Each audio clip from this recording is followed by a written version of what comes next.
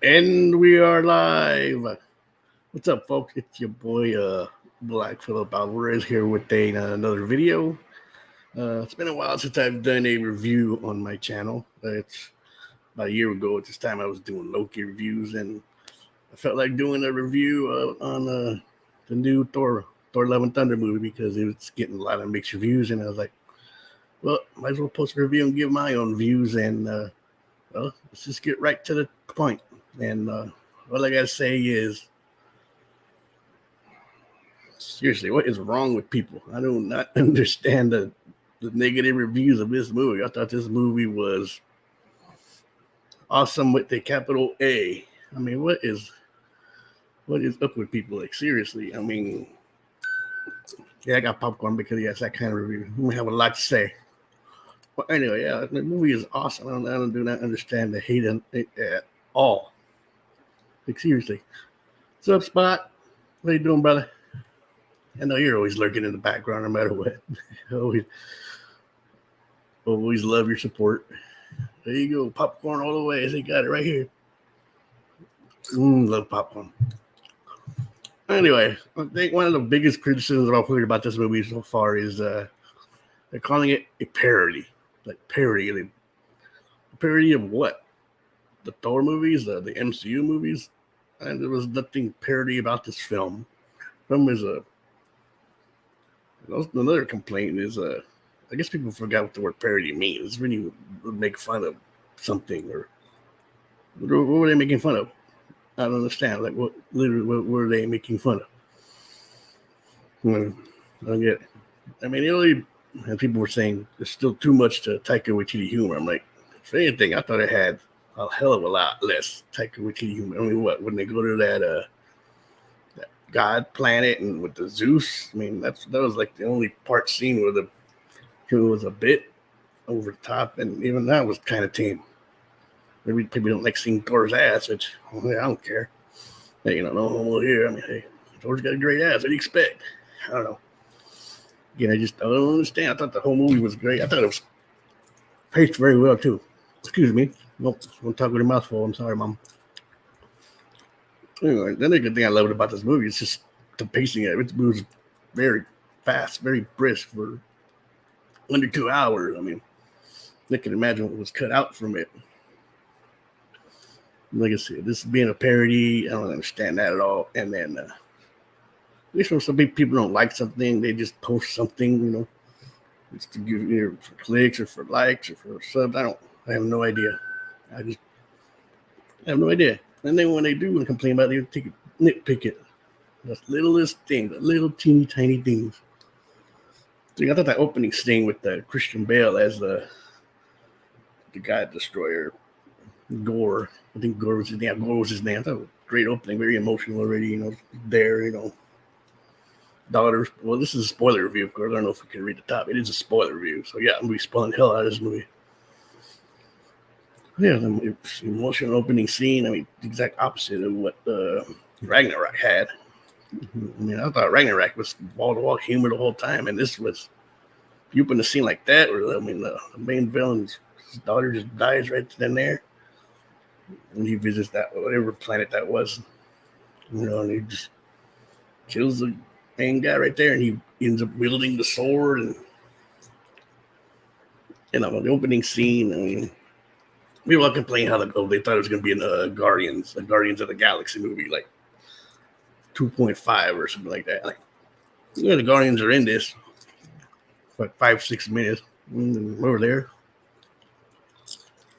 Maybe it was a waste of time. I don't know, but it's always good to see the Guardians of the Galaxy. Everybody got to shine, got their 2 minutes, 3 minutes.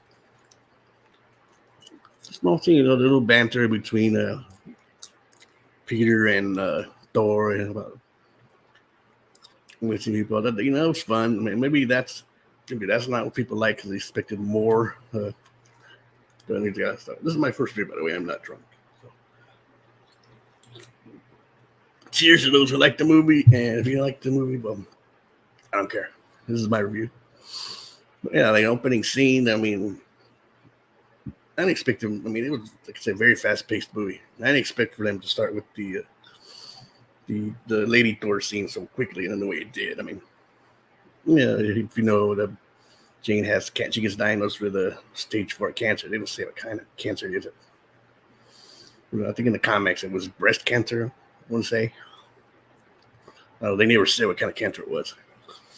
But yeah, I thought the way it, okay, she felt the Mjolnir talking to him, and then talking to her, and she sees the Asgardian book, and it told she sees how it can affect people's worthiness and power, and it said your health, and then all of a sudden she goes to New Asgard and all that thing, where they're doing little tours and everything, and I got a kick out of that scene. I thought it was fun. It was fun, seeing your King Valkyrie. So, doing a little Old Spice commercial. I'll probably get. Well, that was pretty fun, having rides. When it brings back to the fake theater, with the Thor and what Matt Damon was Loki. I believe it was Sam Neill as the Odin. Not sure who played Thor, but that was a fun little scene. And it didn't overstay its welcome. So it's these little things that people just don't like. I mean, they thought to slow down the film too much, but they're fine. Good laugh here or there, considering the kind of story it is.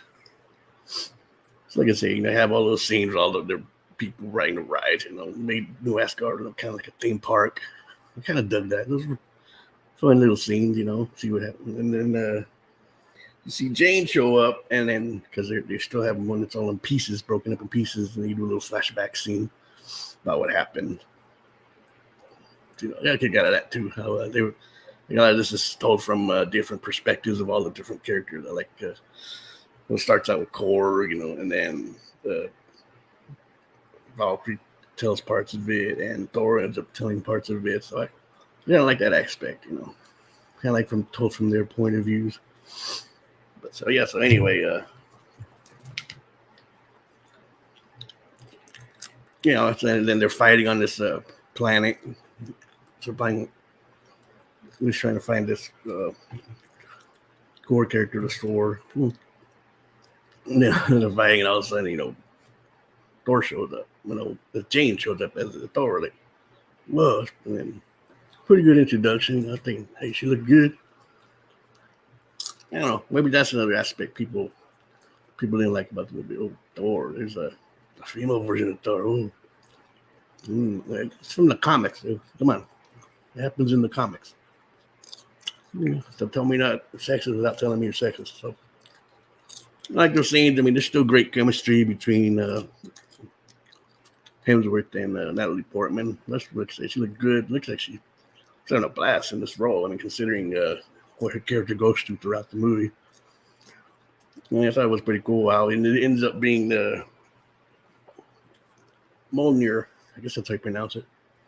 Mjolnir. The more she uses it, the more it weakens her and strengthens up the worsens the cancer. It's kind of similar like Deadpool. So I like the story. I mean, the movie had a lot of heart. That's the only thing I liked about this movie. It had a lot of heart. Didn't expect a lot of those things to go the way it did. I said, I mean, people are welcome to have their own opinions, and I mean that's fine. But their own opinions. I mean, one thing I was worried about, when I heard the plot about that it involved kids, how Gore, kidnaps a bunch of the Asgardian kids, new Asgardian kids. Oh no, please don't, make this subplot involving the kids. Unfortunately, I mean, it is. I thought it did it in a pretty cool way, though. I mean, finally do something right with kids. I've always thought. You bring kids into a movie, I always thought to me, that's just lazy writing. You don't even know what the hell you're doing. And then I find out a lot of the kids that are played by the actual stars. Like a lot of, I think, Chris Hemsworth kids are in it. Taika Waititi's kids are in it. A couple of Christian Bale's kids, they play a lot of the kids. So I thought that was a pretty cool aspect. The little girl at the end, I think that's Chris Hemsworth's daughter also, anyway.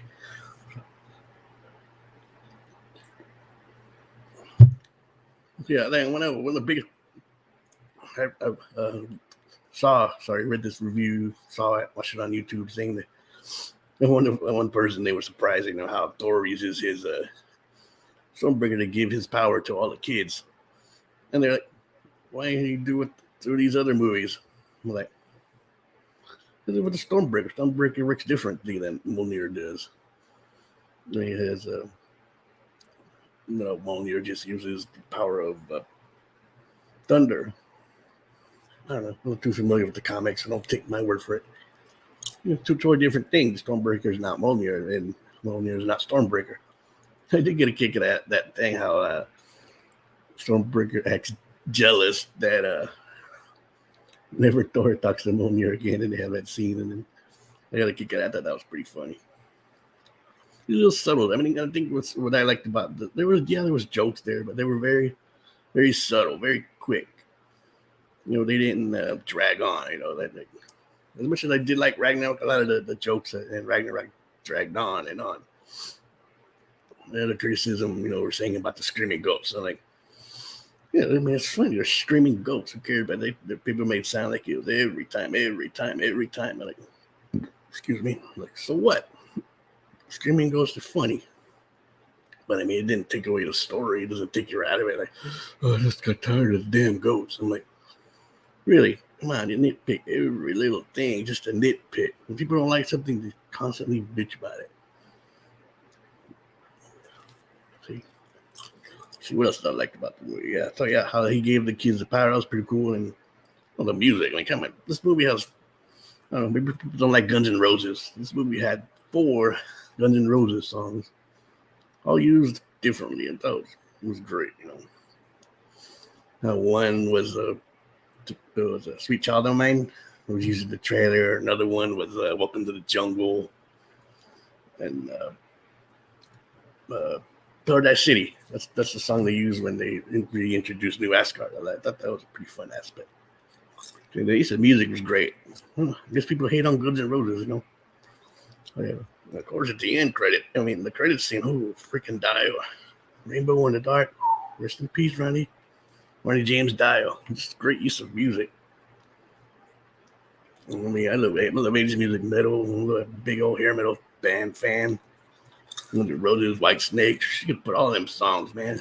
Can't wait for this man to come. I'm gonna put my TV on full blast when that song comes out. We'll freaking shake my whole. It's great use of song. That November Rain. These November Rain, like the ending, little 2-3 minute guitar riff. Man, that was so awesome. I loved it. Kids just kicking ass. Finally utilizing kids properly. The kids, of course, their kids were having blasts. Their parents are in the movie, so they're gonna love being in the movie too.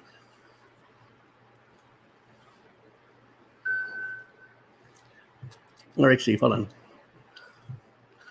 1 second. Keep in mind, this is live, folks. Hold on.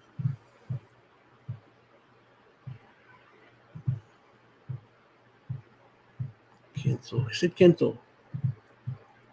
1 second. Excuse me. I'm going to invite my boy Steve on. He made that graphic, by the way. Thank you, Steve, for the graphic.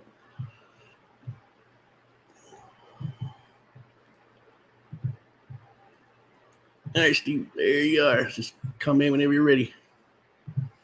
Let's see, where was I? Yeah, be great to hear. There's not really much more I got to say. Just say I don't get why people are hating on this movie. Oh, fucking excellent. I thought it was awesome. Whoever dipped in the appetite for this trend, I don't know. Yeah, I know. They should have used They should have used the whole damn album. You're totally right. Nice to see you're a fan of Guns N' Roses. That's why you're my brother.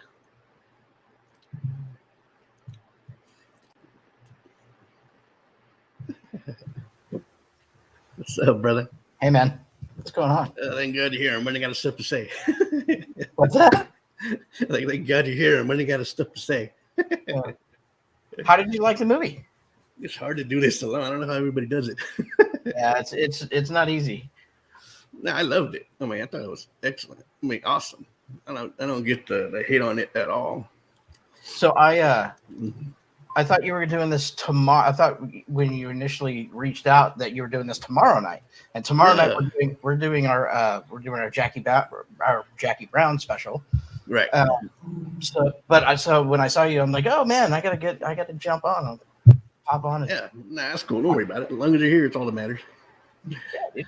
Yeah, I was gonna do it as soon as I saw the movie. I was like, yeah, as soon as I see the movie, I was gonna do it. I told everybody else. I tried to get Scotty on, but he was like, like I haven't seen the movie yet. I was like, okay. Yeah, movie. The movie. I liked the movie. I liked it. I didn't love it. I don't think it's a top MCU movie, No, but I definitely do. not. I did like it a lot. I don't even. It's I probably put it. I need to rewatch it one more time, Right. but I'll probably put it third. So it'd be Ragnarok for me, and then Thor, the first Thor, and then Love and Thunder, and then Dark World, obviously at the bottom. Yeah, Dark World. Yeah, I think it's a, I don't want to say a little bit better than. No, I don't want to say it's better than Ragnarok. Ragnarok is still better than Love and Thunder, but they're like neck and neck to me. For you, yeah. Because I think what it comes down to is how you enjoy, whether you enjoy, Taika's silly humor, that Faulty Towers kind of Monty Python type humor. If that lands for you, especially the way Taika does it, because he leaned really heavily into that in Love and Thunder. If that lands for you, then I think you're going to be good. You're going to like this movie. Right. If it doesn't land for you that much, and then you're just going to be like, well, it's way too jokey. But you know what I mean? I was expecting wall-to-wall jokes the way people were describing it. Like there's hardly any humor. Like I said, the scenes with Zeus, I think, were like the most. Yeah, it was like where the most of the humor was, and we were talking about orgies and how he was. Yeah, and I mean, there's some and there's some other jokey parts, and I get it. But like I said, for the most part, nothing ever made me cringe. So nothing ever made me cringe.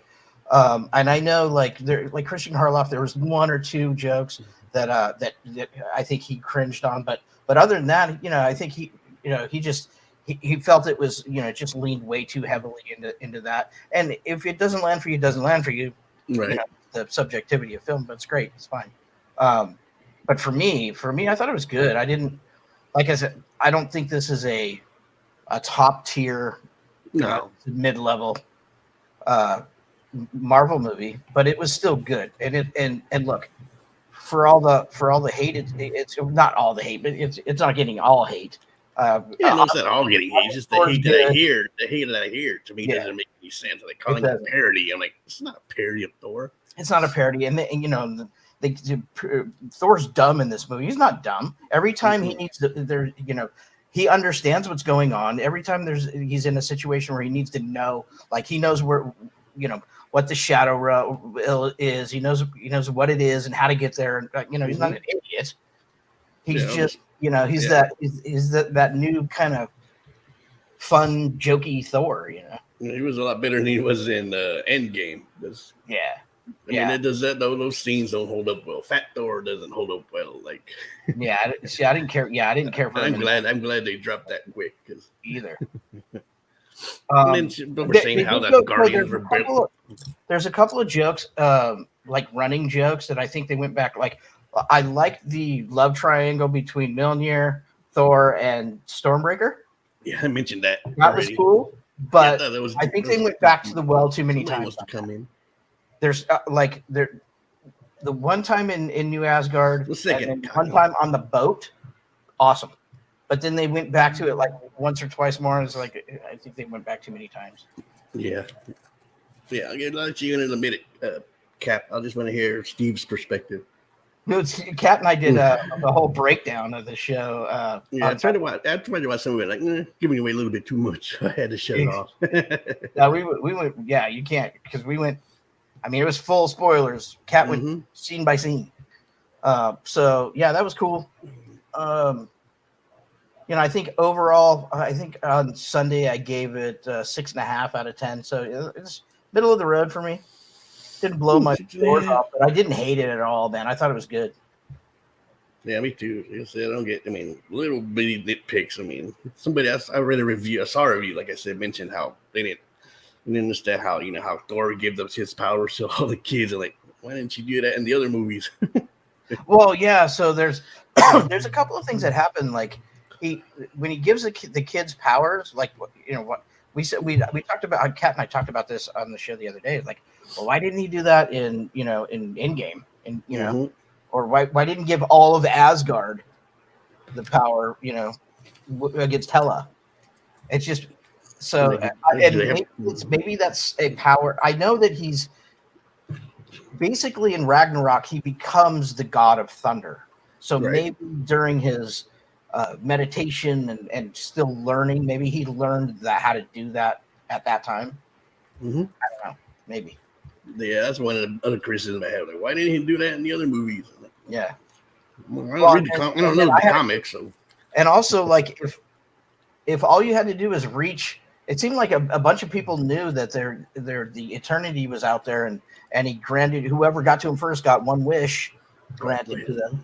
Well, why didn't Thanos go and find him? Right. Instead of doing all the shit with the Infinity Stones. I don't know. Maybe he didn't know about it. But it's just weird. I think in the comic books he does. Right. That eternity's there. You just can't find him. Right. They're like, well, yeah, I could have wished this, could have wished that, or could have wished his Loki to come back, or could have wished Jane to live. It just seems weird. It's very weird, but whatever. It is what it is.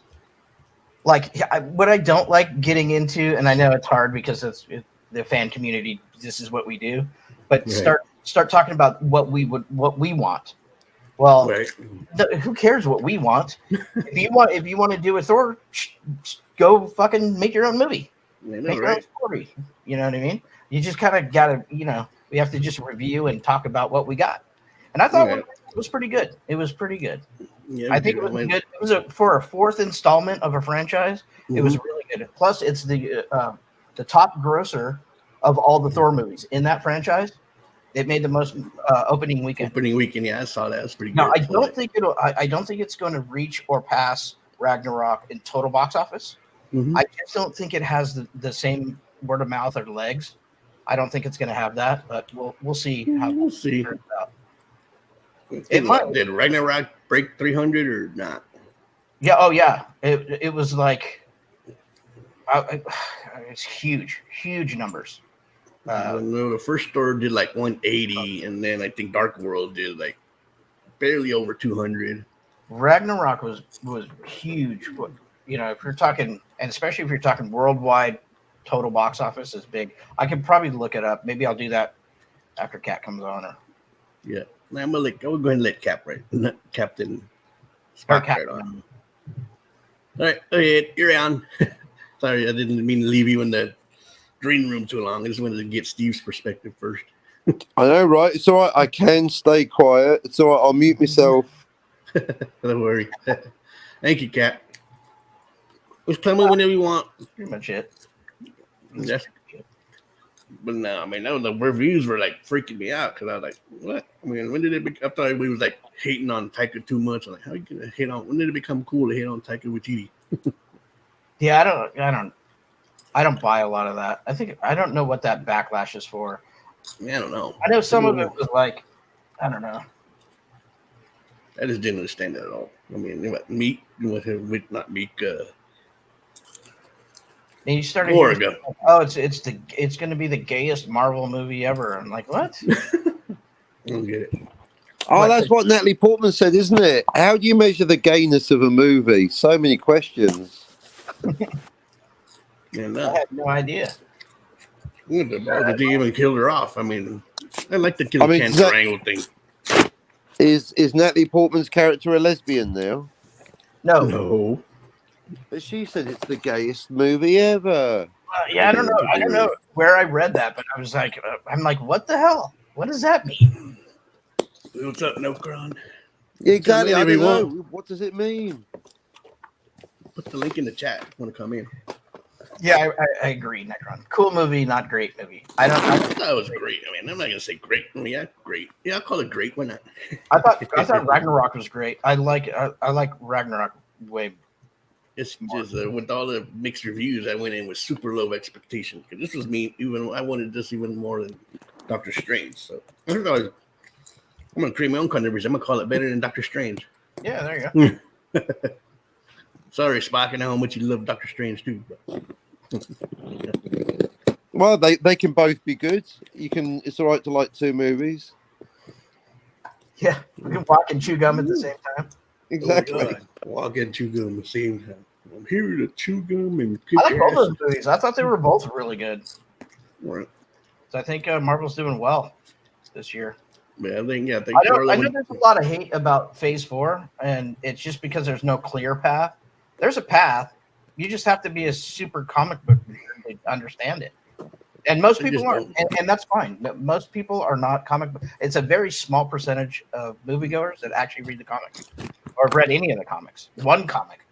So for the regular movie-going audience, I can understand their kind of frustration, but maybe it's okay for everything not to be telegraphed. Maybe, dude. And what I say is, like, do you know the ending of a book before you start reading it? I did. So do you know the ending of any movie before you start watching it? Why do you need to know where this is going? How about just sit back and enjoy the ride? Yeah, no, right? I think people don't. I mean, they didn't know what to expect, or expected more, expected less, or expected it to be too much Taika or not enough Taika, or they didn't know where Thor was going to go in this movie. Well, a lot of the criticism just doesn't make a lot of sense to me. Like I said in the up front, man, when I first got on, I was like, if you're if the jokey, that kind of silly joke stuff lands for you like it does for me, then you're gonna like the movie. But if not, then you're gonna be like, this is way too jokey. It's too, you know what I mean? Because it's probably 80-20. It's 80-20 Taika, silly Taika to good drama. Whereas I think Ragnarok was more even. It was probably, if it's 50, a little more heavy drama too. I thought it was a lot less jokey than Ragnarok. I was expecting wall-to-wall humor like through the whole entire movie. It wasn't like that at all. We had a lot more.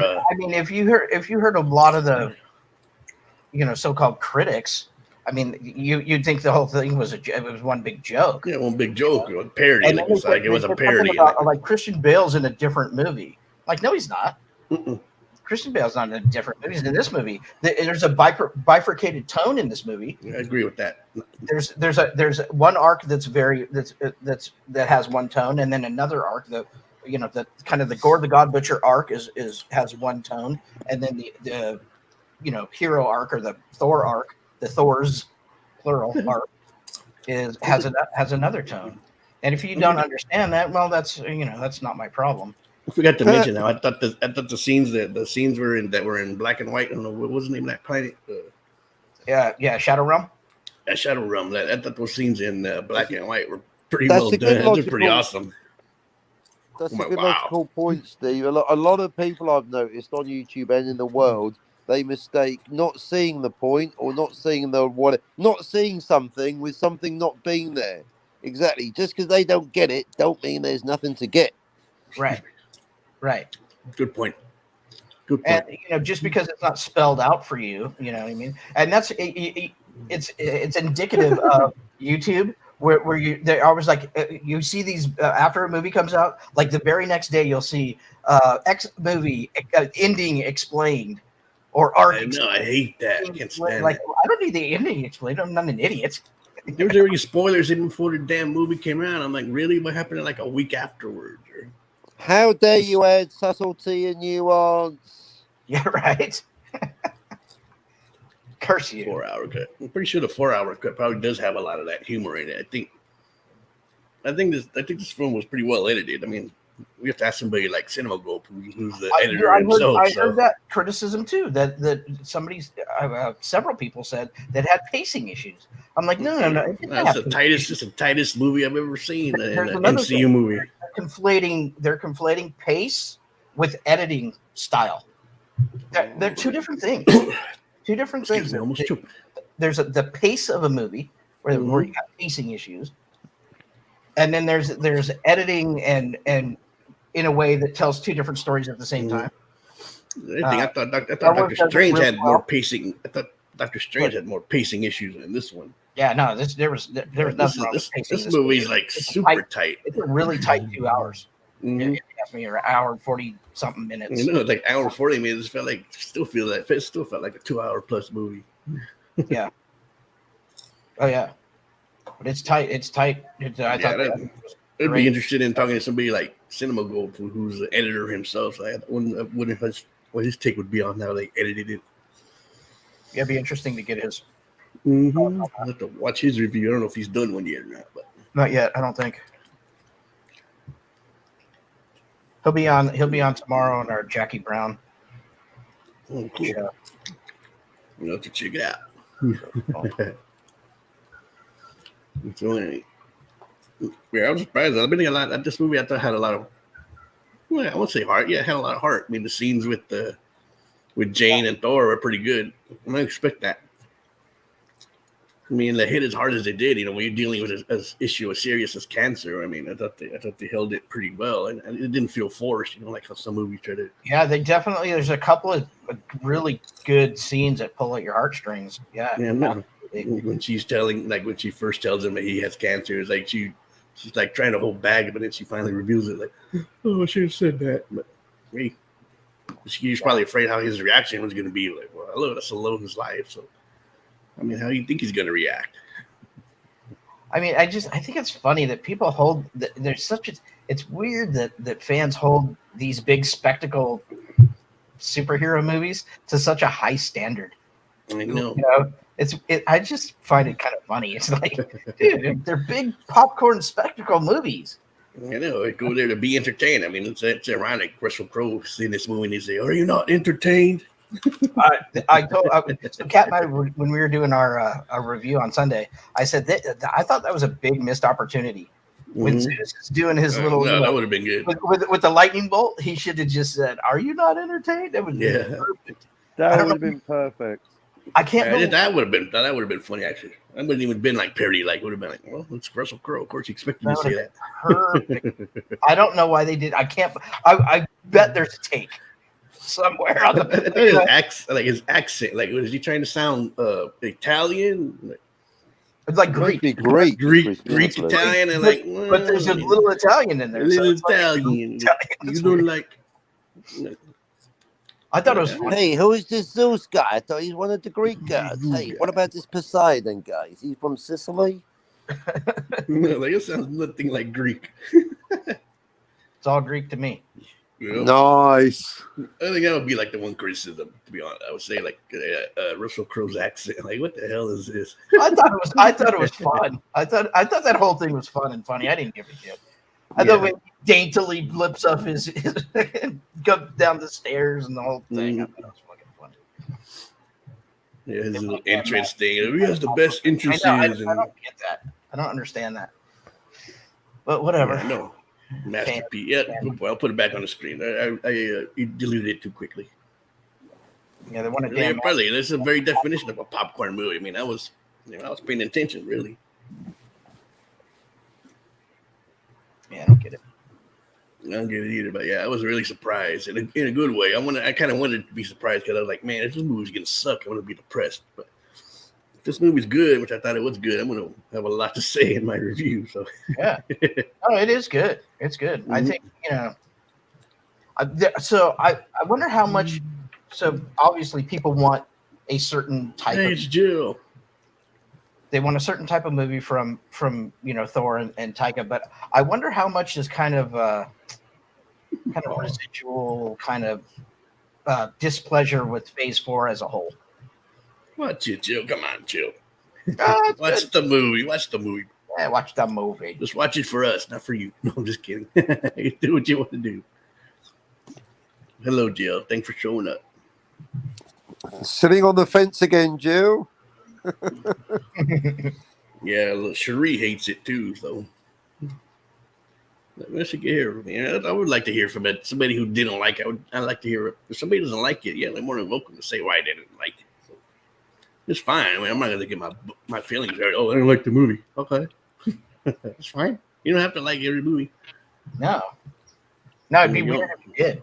I'm just saying a lot of the criticisms that I was hearing didn't make sense to me. Because they're like, oh, you must like this movie. I like this movie, so you have to like this movie. I think that's the mentality of the internet and YouTube nowadays. Like, yeah, it's all confirmation bias, right? well, fine. You don't like the movie? That's fine. I mean, that's your choice. It's your prerogative. I'm going to say, oh, you're wrong. You must like this movie, or else. I don't get that kind of mentality. Yeah. Oh, you like that movie? You got a horrible Rotten Tomatoes score. Like, how can you like that movie? It sucks. I'm like, well, I like the movie. Sue me. I just Hold on. The thing is when people say I didn't like the movie, it sucks. I don't like that answer. It sucks to me it's not a coherent, strategy in trying to defend your dislike of a movie. Like, tell me why. I don't like Mondays. Tell me the runtime was too long. Tell me that you didn't like the editing or the acting was shit. Just don't say it sucks and then beyond. And no, I can't stand that. This movie sucks, and they didn't give a reason. Okay.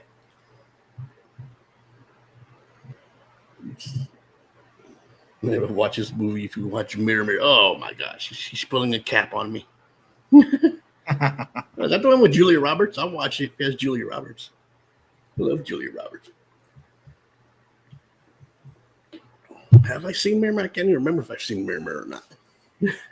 I don't think I've seen it.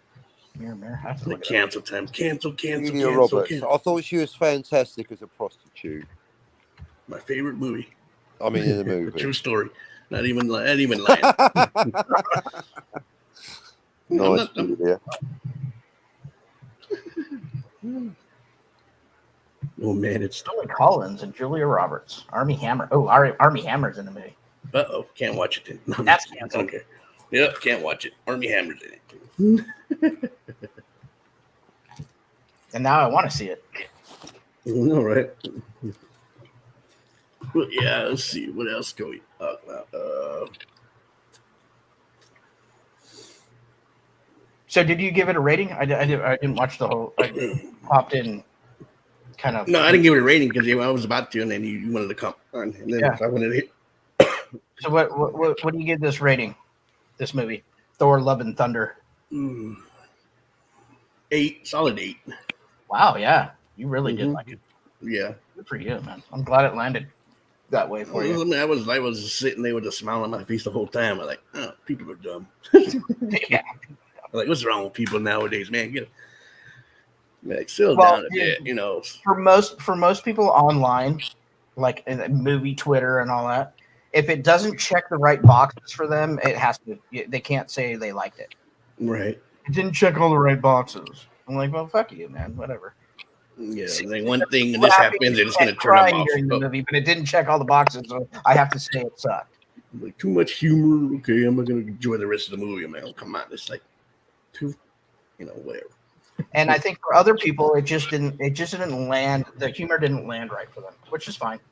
I mean, it's an acquired taste, man. Taika's humor is like I was saying earlier. If you're not a fan of Faulty Towers or Monty Python or Taika Waititi's, What We Do in the Shadows, that kind of like silly humor, you're probably not going to like this movie as much because it does lean heavily in that direction.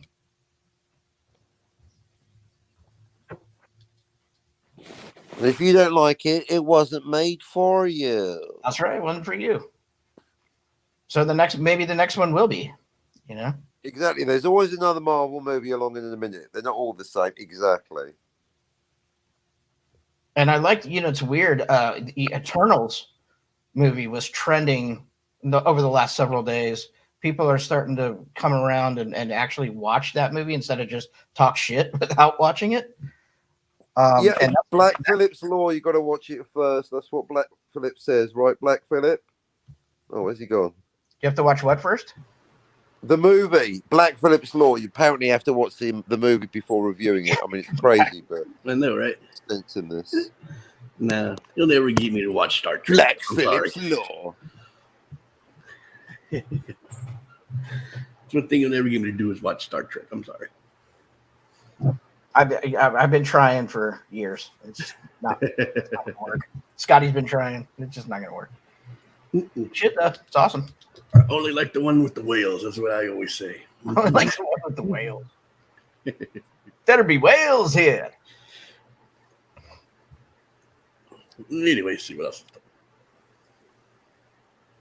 You talk about? You don't watch the movies, but did you watch the TV shows at all? No. None of it.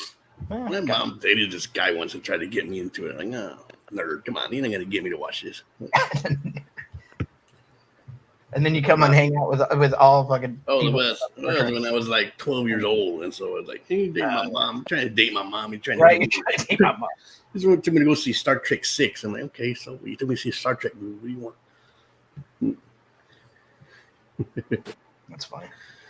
Like Star Trek 6. I'm like, I was bored the whole time. I'm like, what the hell is this movie? Gil's right though. You must watch Mirror Mirror. I agree with Clobby. The best two Star Trek episodes are Mirror Mirror and City on the Edge of Forever. They're certainly up there. Oh, she's talking I didn't realize that. I thought you were talking about Star Trek episode. I thought she was that Mirror. You're talking about the movie Mirror. Never mind. That episode's great. Yeah, you could tell. City on Forever's. No, man, it's Star Trek. Sorry, Jill. I'm not, like I said, I'm not a Star Trek fan.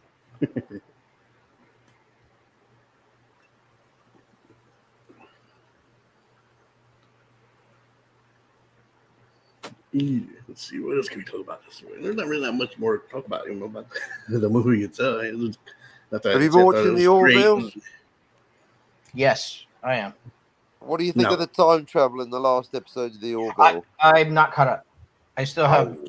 Yep, I still have this last episode. Oh, my bad. Wrong question. Yeah, has anyone seen the last episode of the Orville? Because I haven't. Black Phillip's Law, but I've heard about it. Break my law, especially on my channel. They done messed up the time travel. Yeah, I saw you talking about that the other day on your channel. Like, you're gonna piss off Cap.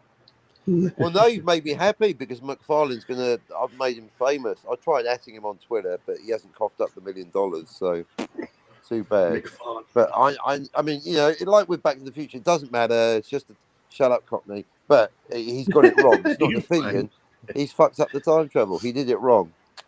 Too bad. Great show. But somebody can read this one. All right, relax. I'm not upset. I'm not remotely upset. I'm happy because now I've got something to talk about on YouTube. The objectively logical reason why Seth MacFarlane demonstrably fucked up the time travel because he made a cardinal error, didn't he? Don't say it. Not the CS word. I'll have to check it out. The what words? What's CS? CS word. CS. Cardinal sin. No, cardinal error. Oh, you got cardinal sin on the brain, you pervert. So they made you can take cardinal is an English word. I can use it in language. He made a cardinal error. So, I know you got posters of cardinal sin in your bedroom. I mean, who of us doesn't? At least Jill says that Star Trek 4 is her favorite. Okay, good. At least like somebody's favorite. I think somebody's favorite. Are the great ones. TV series is where it's at. Yeah, I agree. I've heard that before, actually. I love the TV series. The old school ones, anyways. Think, McFarlane, think. I mean, I do have Paramount Plus now, so maybe. Oh. Yeah, you should. Just a very teeny tiny maybe on Star Trek. Trying to watch Star Trek. I wouldn't say so because TNG is probably the easiest to get into. Next Generation. I'd say start there, but you might like Deep Space Nine better. Just knowing your taste. But the Kate Mulgrew. Yes, you were nice. You were nice, Jill. You are very nice. You were nice to Seth. I wasn't. I was rude to Seth in public on Twitter. But that's me. Interacting with McFarlane himself. I didn't use ad hominem, as I just pointed out. He got the time travel wrong because he did. I mean, it's just a fact, you know. The facts. Think, McFarlane. Think. You can't. if you're creating your timeline, you're not going to change the readings in the current present in the original timeline. That's just self-evident.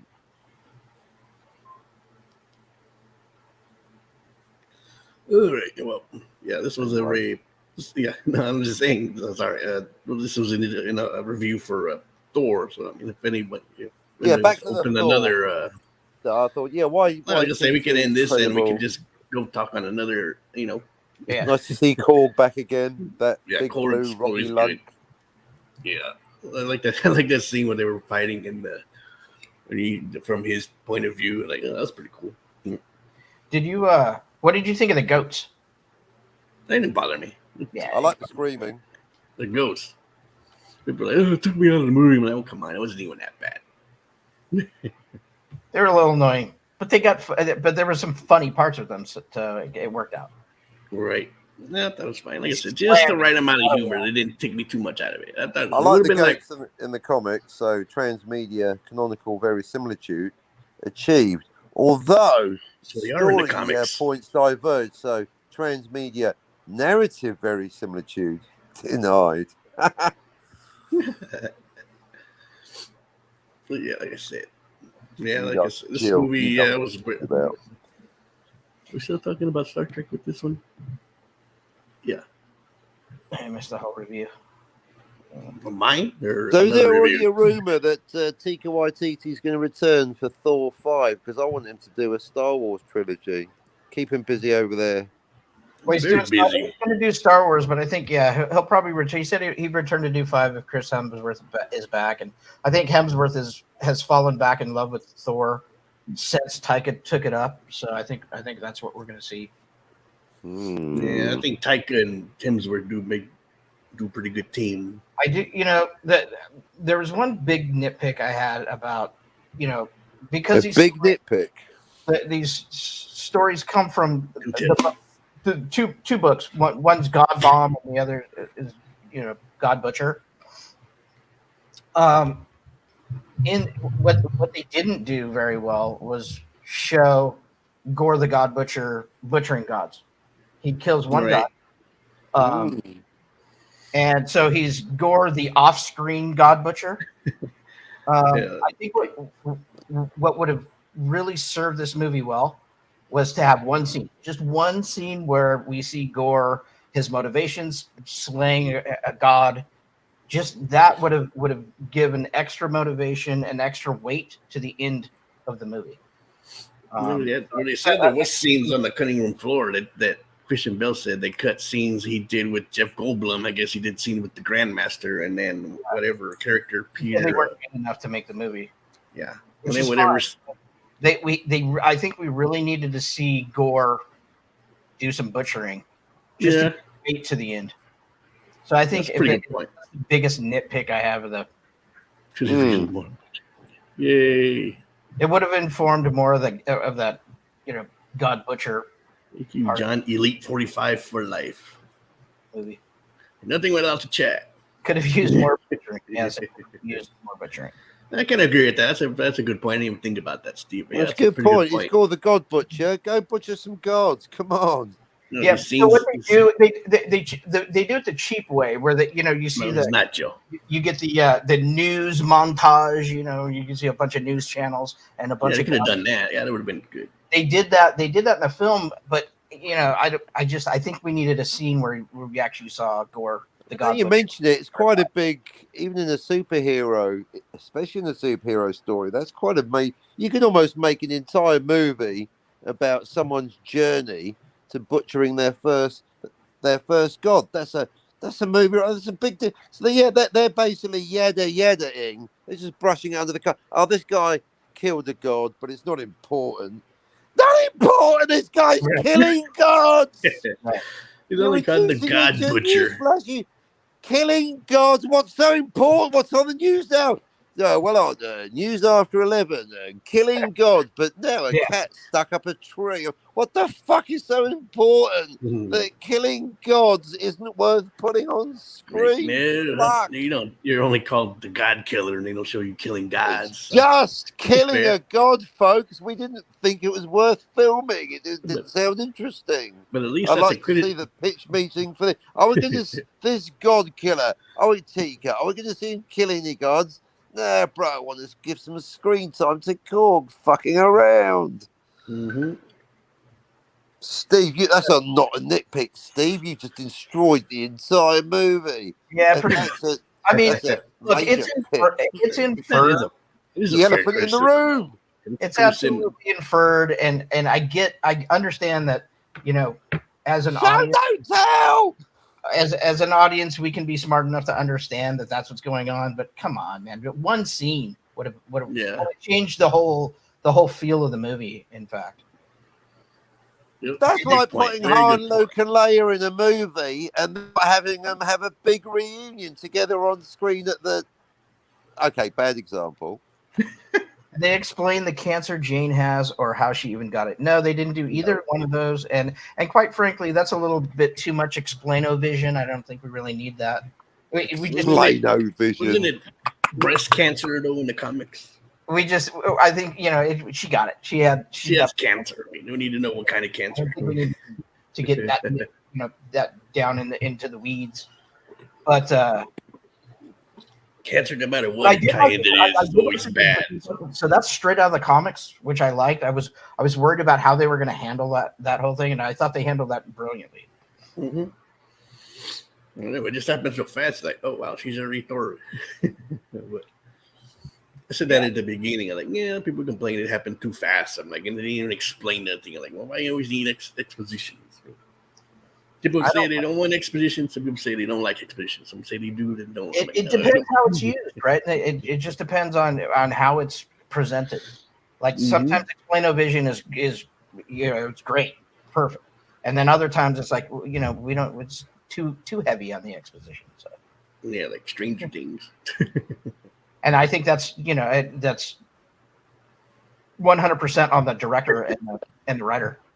That's funny. Or butchering at a vegan pig. That's funny. Yeah, I mean, you don't see him butchering anybody. I mean, he kills one guy. Yeah, I did say in our review on Sunday that I thought the cold open for this movie is the best in the MCU. It's the best cold open the MCU has ever done. Oh yeah, I wasn't expecting that either. Kat thought it was the best scene in the MCU in Phase 4, and maybe it is really good, that cold open. Yeah, I know. I was surprised too. Like, oh damn, it's gonna be this kind of movie. Because I thought it was gonna be like jokes, and then, you know, that opening scene. I'm like, oh wow. So yeah, I wasn't expecting that. Even the ending too. I mean, like, okay, yeah, wow, they went there. Yeah, I love the ending. I thought the ending was great. Mm-hmm. Yeah, and with Korg narrating, you know, basically 3 times during the movie, that somebody said they thought that was excessive. I didn't think it was that excessive. I thought it fit perfectly. What was that? Sorry, I missed. I was reading Connie's. What was that again? This guy's a comedy genius in the chat. Go on, you read it out. It's funny when you do it. Really? Let's see. Really, what are they so busy with? They ain't got time to show an actual God killer. Oh, God killer. I said Godzilla. That too. No, God killer. I'm just jumping on Steve's point. I'm just jumping on it. Steve's so right. What's so amazing in this movie? You ain't got time to show a character called God Killer killing a god. Yeah, he only kills one god, and he doesn't even butcher him because it's in the very beginning of the movie. He gets the necro sword, and the necro sword basically does the job for him. He's just kind of his hands on the hilt, but the sword does all the work in the beginning. So you don't ever see him go and butcher any gods. Like, fuck, man, that's a misstep in my opinion. Did the movie as a whole need it? No, because it's inferred, and the audience should be smart enough to understand it. It just would have been a better movie if we at least got one scene with some butchering, God butchering. We need more God butchering. Yeah, that's a fair. That's one of the better criticisms. Actually, does make sense. Yeah. So, yeah, that's one that I agree with. I mean, yeah, it could have been villain could have been a little bit more villainy, I guess. It just would have informed the movie a little bit better and made the ending more impactful. It's just that typical MCU villain problem that's always and you got to remember the Thor movies, all four of them, or the three previous ones, they don't focus. They've never focused on the villain. The villain is a toss away side character, anyways. Just doesn't really matter. The focus is always on Thor and his journey, and it has been since the beginning. So that I give a pass to. I thought Gore was a great villain. I just, they didn't. I think a lot of people like me like the comic book journey that Gore goes on, and I think they wanted to see that on film, and we didn't get that. Right. Well, there is a 4-hour cut out there somewhere, supposedly. So that we'll never see it though. But that goes back to what we were saying earlier, Matt. You know what I mean? We all want what we want, but if you want that, go make it. You gotta go make it. You gotta. This is what they made, and you either like it or you don't like it, or you're somewhere in between. But if you don't like it because they didn't do exactly what you wanted them to do, then you just got to go make your own shit. I know, right? And that's your only criticism. I didn't like it that they didn't put this in the movie. I didn't like that they didn't do this or that, or not enough of this, too much of this, not enough of that. And I'm like, okay, see, sorry, but can't always have it your way. It's not Burger King. No. But like I said, a little more God butchering would have done this movie a lot of good. Yeah, that I could agree on for sure. At least it's a fair. It's a fair. I really liked the rest of the movie. It was a really good movie. Very tight, very tight. I'd like to see it again. I think I want to see how it hits me on the second watch or on a rewatch. We'll see. I might go good balance between action and comedy. Good use of music. Good acting. Reasonably good CGI. I can't wait to see it for the first time. 7.3894 out of 10 from me. Perfect. You're ready to score him before he sees it. I like that.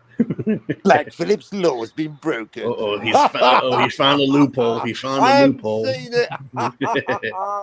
He found a loophole, but still gave it a score. He still gave it a score.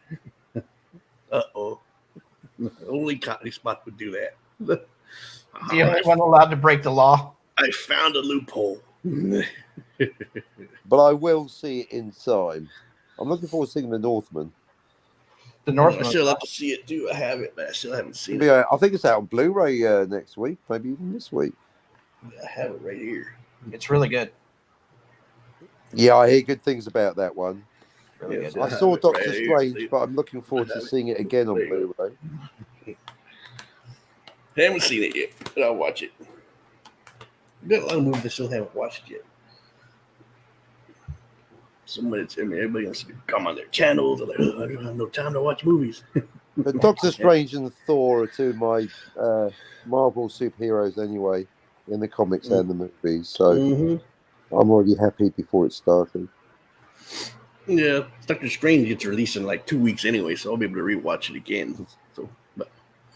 So far, I like Love and Thunder slightly more than Multiverse of Madness. Just like this much. I like both of them. Both of them to me are pretty on par. So my only criticism: we needed more madness, not enough madness. Not enough madness. There wasn't enough madness. No, there's plenty of madness in that movie. Like Multiverse of, I don't want to say mediocrity, but it was good. I like that. I thought it was Multiverse of mediocrity. That sounds like an oxymoron. If you find one universe boring, go to the next one. No, right. I just suspected more. I mean, I still like the movie. The problem with Multiverse of Madness is that and this has nothing to do with the movie itself, is that a better multiverse movie came out right before it. Oh yeah, everything. I finally watched it. Finally watched that of the year so far. That movie is Everything, Everywhere, All at Once. Yeah, I saw that movie last week. Man, that movie's trippy. No, I'll tell you the main problem with multiverse of madness. Everyone knows what it is, but everyone's afraid to say it. They went with the wrong Wanda costume. It wasn't showing enough cleavage. That's right. I said it. No, right. Well, can't please everybody. Can't. She still looks smoking hot in it, and whatever. True story, but I just like to imagine having a soapy tit wank. Anyway, it doesn't matter. I just like the fact that she finally went full on crazy. Scarlet Witch. That was a bit over the top. I'm surprised they got away with all that. That was pretty over the top. I thought, like, oh shit, they went there. She might. 1 hour. Wanda might be my favorite character in the MCU.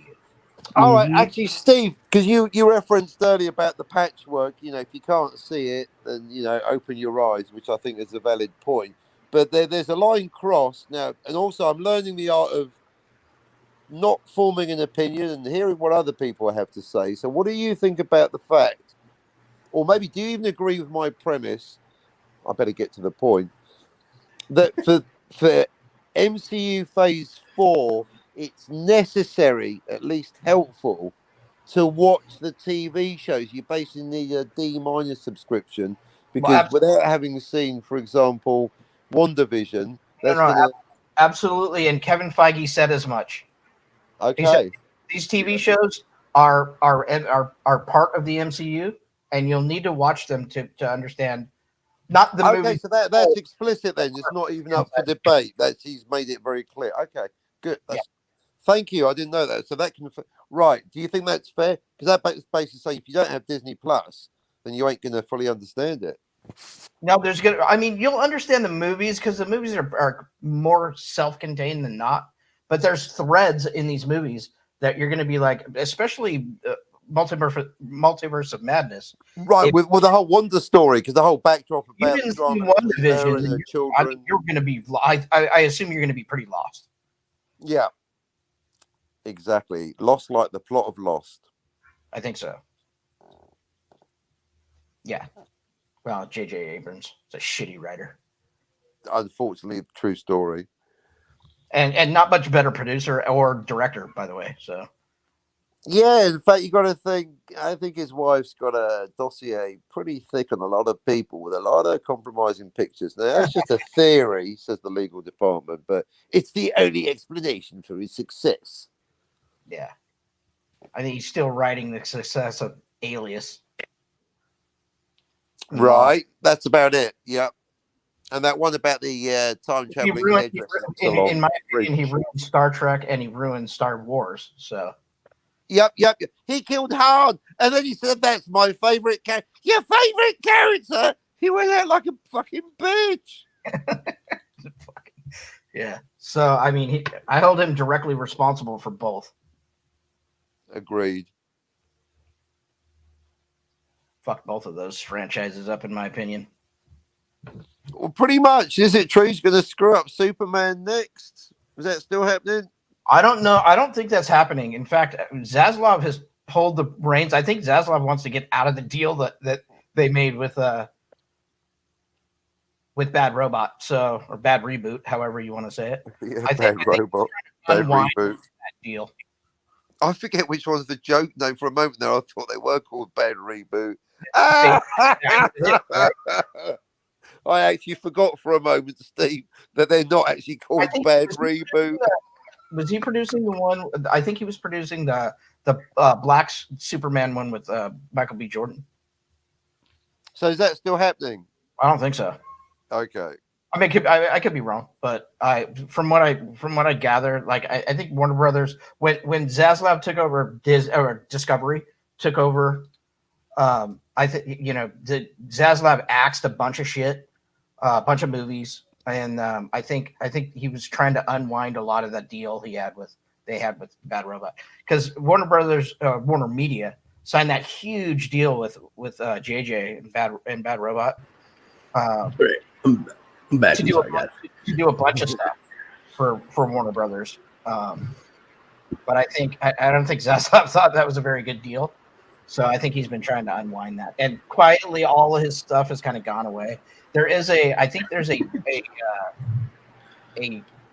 Warner, I'm sorry, HBO Max show that he's producing that's coming out, like a sci-fi show. I can't remember the name of it right now, but so I think that'll come out, but I'm not sure about the Superman movie. Why that was just bring another Superman movie? What I want to know. Come on. Another soft reboot, or indeed full reboot. I don't like derivative characters, so I'm not. I could care less about the Black Superman storyline. I don't think it'd do well anyways, because I think a lot of people are like me. They just don't like derivative characters that much. And I think if you ask nine out of 10 people, they want Henry Cavill back in the Cape. So. Yeah, no, that movie's approaching 10 years next year. Come on. Okay, where's our what do you think about derivative characters, anti-derivative, Jill? That's a good question. I wonder what somebody who's anti-derivative thinks. Is the question. In fact, shout out to Eric July, young Rippa. He sold his comic book. He has a new comic book company. His comic book launched yesterday. Oh, wow. Sold $1.1 million worth of comic book stuff. Wow. Oh, wow. That's pretty good, actually. Eric July killed They it. said that comics are dead, or comic books are No, dying breed. You give the people what they want, they'll support you and buy it. Totally. The problem is DC, Marvel, and these other big corporates. All they're giving you is drivel. They're giving you crap. Totally. Yeah. They're giving you stuff like Ms. Marvel. That book. Everybody say, people are saying, "Oh, it's the best MCU show ever." Like, yeah, but the character sucks. The show. I watched the first episode. Show sucks. You know why? The book sucked. The book is one of the lowest selling books Marvel ever put out. Just getting more praise for its diversity than its story. Like, okay, well, okay, you got it's a nice character, and that's why people are like, whatever.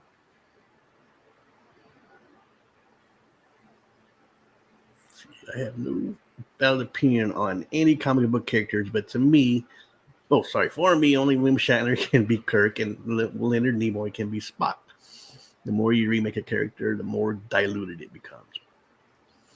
She must not like the bad robot ones then. Right? I take it. The Chris Pine ones? The Chris Pine one. I've only seen the first one. So. The Kelvin timeline? Mm-hmm. I don't know, man. I've only seen the first one with the Lana Call. The last movie was the best out of the three, but I didn't care for those movies. I didn't think it was the acting though. I bought into Chris Pine. I thought he was fine, but nah, no thanks. Those movies are just Of course, your opinion matters if it's a valid one. That reboot killed Star Trek and Star Wars franchise for me. Yeah, I like to call the first one Star Trek: The Lens Flares. Yeah, basically what it is. Dear God, I couldn't even watch that movie. I got blinded by all the damn lens flares. Like, that's JJ. Imagine seeing it in movie theaters like that. Like, man. Woo. I did see it in a theater. Like, I remember it. It drove me nuts. Mm-hmm. They were all well. Yeah, fair enough. Yeah. More argument from me. I mean, I've never seen the movie, so I can't break my own law. Like I said, I only saw the first one. The first Star Trek reboot, or Kelvin. What do you call it? Star Trek. It's a reboot with a different Spock, but it's the same Spock. They totally made it confusing. It wasn't Cockney Spock. It was just a. It's meant Quinto Spock's meant to be. That's the whole point. The Kelvin timeline is meant to be different, and Quinto Spock's meant to be different from Nimoy Spock. But then why do we have Nimoy Spock coming on there, going, "I'm the same as Quinto Spock"? No, you're not. You're a different person. Stupid. They're not the same person. They are not the same. They're not their deal. So it was Spock A and Spock B. Exactly. Where does Marty come in? Well, it's the same thing. Well, it's the same thing, isn't it? It's the Kelvin timeline, isn't it? Screwed that up. That secret hideout, which is basically the. You need to write a. I'm thinking about. Have you written a book about it, Cap? You should write a book about it. Let's see. I am. I'm doing it right now. Are you kidding? I'm the Pope of time travel. He's doing it for likes and subs. I'm just kidding, man. I'm just messing with you, man. Say you write a book on time travel, I'd buy that in a heartbeat. Honestly, I'm being serious. No, it's done. Well, the price tag, the whoever wants to use it's going to be £1 million. No, it's got to be. Yep, it's happening. You're right. See, good idea. It's happening. I'd buy 50 copies alone and sell them for you.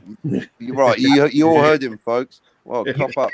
Good. You can get my short story. The 1%. No, it's happening. It started as a poster, but it's too much. Too much. You've got to make it into a short book. The short story. What the hell happened with no short story, no movie festival? What the hell happened with all that crap? My short story, The Fallen, is on Amazon right now. You can either get it on Kindle or paperback. Yeah, I read that. And it's it's good. No time travel. It's got robots.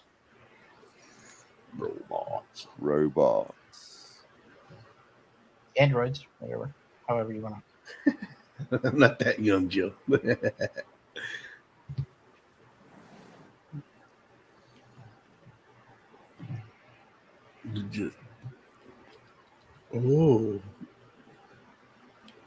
Well, Cottony's not monetized yet, are you? You should be monetized by now. Oh no, forget it. On YouTube, they suppress small channels, so they're not going to get a penny of profit. It's going to be print publishing's where I'm making my money. Print publishing. I'm telling you, I'm surprised they hadn't written a book about Blade Runner either. Well, one at a time. There's one about Deckard, one about time travel, one about the trope of the unreliable narrator and the commode scene in Reservoir Dogs. Very important. The commode scene in Reservoir Dogs. That conversation is blowing up everywhere. The trope of the unreliable narrator, the explanation of specifically why The Usual Suspects is definitely the worst film ever made, and if it isn't, it's The Last Jedi. Very important to put you've got to lay out the stall, haven't you? That's the only movie poster I have, The Last Jedi. I got it for free, so what do you expect? You can't film shit that never happened. Oh, you're not going to like movies then, Cockney. That's my point. Suspension of disbelief. What? All movies suspension of disbelief? Uh-oh. I went there. It's the basic premise, the basic promise of all fiction, especially movies. I'm aware. Well, yeah, it's a movie, Cockney. Yes, I'm aware that Star Wars isn't a documentary. Thank you so much, everyone. That's a good, good one, trolls of Twitter. Yes, we talked about the other night. Are documentaries movies or not? It's fiction or? Yeah, it's exactly a completely irrelevant distraction of conversation. And fiction, exactly. We are aware there is non-fiction and there is fiction, and we're talking about fiction. Totally. So when we're talking about fiction, because we know it's fiction. Going into the cinema, we suspend our disbelief. Even if it is a movie based on a true story, it's still a movie. Suspension of disbelief. That's why you haven't seen my video. Why I think the Death Star isn't very realistic. You know why you haven't seen that video by me? Because it don't exist. I only criticise films when they start contradicting themselves. Or if they film shit that never happened. That is a breaking of the promise. You can't film a lie. Dream sequences, yes. Schizoid embolism, yeah. Fight Club, good. Joker, good. Brazil, good. Usual Suspects, bad. See the difference? Isn't that the same reason why you don't like Looper either? That's the time travel. Second worst time travel movie of all time, Looper. Yeah, like I said to you, how has Bruce Willis been in the best time travel movie and the worst time travel movie of all time? Exactly. 12 Monkeys and Looper. 12 Monkeys and Looper. Go figure. I just find that ironic. Don't you think? I really do think. Jill, you're right. I know that's the thing. The work's done. The books are all done. I could just press a button in my head and go blah, blah, blah, blah, blah. It's just I prefer to talk about it 500 to say the same thing 5,000 times than to type it out once. I mean, basically that's the only thing that's standing between me and my next $1 million. A typist. I need someone to transcribe my live streams for a cut of the future profits. Boom. There you go. There you go. But that hasn't happened. So capitalism says by the closed captioning. So there you go. I need. Where's my PA? Well, she got pregnant and retired. Right. Where's my next initials PA? are PA. I need a PA. BPA. Contact me now. DM me if you're a PA who can type. Need a typist. Typist PA. Ooh, the way some of your Not streams even the are same going, thing, is it? I need a typist. I also need a PA. Typer. I need a typist. You're right, Jill. See, rule number 1, success on YouTube. Take notes from Jill. Right, my entire business focus the next 72 hours is based on what Jill just said. Right, I need a transcriber. You're approaching your 300th stream anyway, right? Cotley plus scribe equals $1 million. £1 million, even better. She's right, though. It's all done. It's all done. Well, yeah, you're about to approach 300 videos anyway, right? So, having said that, I thought time travel was done, but then nothing without the chat. I don't know who you are, Russian asset out there, but by bringing up Sound of Thunder, that's just another very now time travel is ready. We didn't change anything, but see, Blade Runner, that's done. Is it 40 years? Blade Runner, done. It's over. Yeah, the most eloquent argument for Deckard being a human I've ever heard. You're a hipster, Cockney, and so's Doomcock. I mean, brilliant. That is debating 101, isn't it, though? Get thee to a philosophy class. This should be the name of your book. Yes, I'm a hipster. The You're a philosophies hipster. of time travel. Yeah, well, actually, you know what I'm thinking? And Steve, obviously, you've done this because you've got a book out already. So fiction and non-fiction. Well done, Steve. Ooh. I'm thinking, is Deckard a replicant? And 17 other pop culture conundrums from the captain. I think that's the way to go. Because they're all short. Because everyone's got a very short attention. Oh, look over there.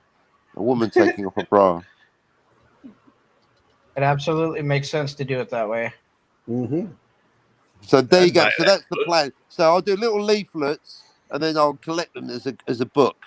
Yep. But I know what I'm like. I'll never get it done. So I'll do the time travel leaflet, then I'll do the Deckard leaflet, and then together. So that basically 18 months on. To be fair, Scotty gave me the idea because a bit of friendly criticism goes a long way. He goes, "Oh, Captain, I like your show, but you always talk about the same 3 fucking topics all the time, you boring cunt."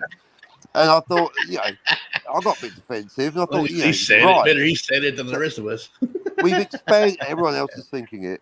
And so I've expanded it to 18 deadly top topics in pop culture. Time travel. Is that guy a replicant? Is he a Cylon? Stuff like that. Yeah. Transmedia canonical verisimilitude. Are your memories real? Oh, Total Recall. Yeah. The commode scene. Did it happen? The trope of the umbrella. Blah, blah, blah, blah, blah, blah, blah. So I've got 18. How about that, Scott? I've got 18 topics. And to be fair, the other thing is 3. Some channels haven't got 1. Yours versus Babyface. Nice. Nice rib. 18 hot topics. Never liked the guy anyway, so I don't care. You can rib him all you want on my channel. Oh, he's a limey. I can say what I like.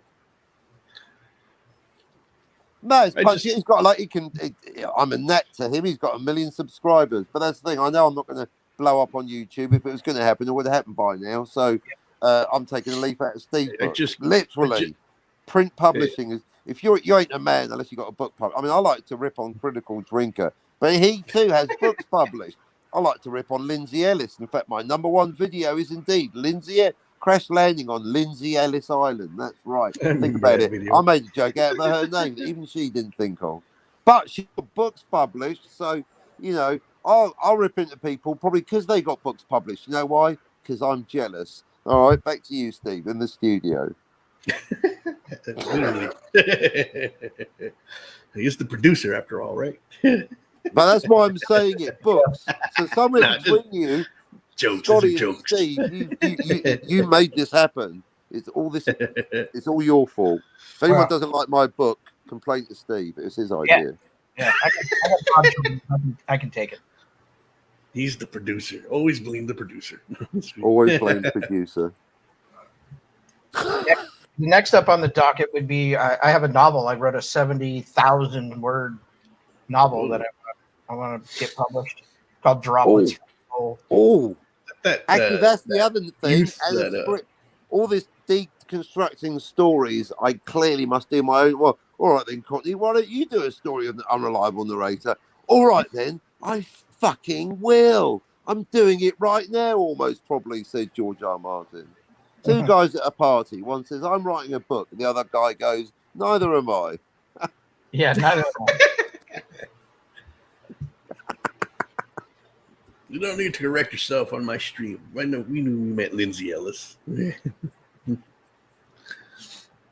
that's the one rule I'm stealing from Cap. Don't correct yourself on my stream. Jill, see, you've summed it up. Absolutely brilliant, but has the worst opinions ever. See, it is possible to be both. There's no denying she's smart, but she used that smartness to just really have a bad take. She dared interact with me on Twitter. But in a general, when people go, no, and it sounds like a good comeback. And you read it back later go, that was fucking bullshit. It was one of those. It was like, oh, that sounded like a sick burn at the time, Lindsay. But if you'll read my subsequent 1 hour video, when I deconstructed your tweet, you'll realise I was still right. She pulled me up for saying frankly. Is that all you got, Lindsay? Frankly, my dear, I don't give a damn. Frankly, my dear, I don't give a damn. She pulled me up for saying frankly. That's one step. That's ad hominems with extra steps. That's funny stuff. But that's the mistake she made, like Rob. She interacted with me. She went there. She went there. She argued with the Cockney on Twitter, or you're going to get a video made about you. Ooh. And it's my number one video. God bless Lindsay Ellis. And Freddie Prinze Jr. He tried having a pop too. Oh, welcome to the Cockney channel, Freddie Prinze Jr. Oh, mate, you famous as well. No, he did. He did great comeback. He went, I can't remember what I said. Just insert your own joke. Ha ha ha, Freddie Prinze Jr. Wrote for the WWE for 5+ years. Come on. No, he wrote back going, I know you are, but what am I? That just made my day. It was on the same day, actually. He made my day, and Lindsay Ellis ruined it. I know you are, but what am I? Good one, Freddie Prinze Jr. Thanks for playing. Thanks for playing. Yeah. All right, kids, I'm going to pop off. Good. I think it's time to end the stream, but good chat. Yeah, no, I've got to go onto the Ends channel, I promise. So I've got to go, actually. Bye. All right. Guess I'll pop off. I'll end the stream. Don't worry. All right. Thanks for coming on. Yep. Anytime. Have a good one. You too. All right. That's the end of the Thor: Love and Thunder spoiler review. Plus extra topics. It's always extra when Cockney comes on, of course. Thank you for everybody who showed up. Steve Foley, of course, Cockney Spock, Antiderivative Jill. Necron, you came on too. Thank you. And whoever that other person was. I forgot what his name was. Thank you for coming on. If you haven't like the video, share it. If you haven't subscribed to my channel, subscribe, man. I'll see you on the next one. Bye. Peace.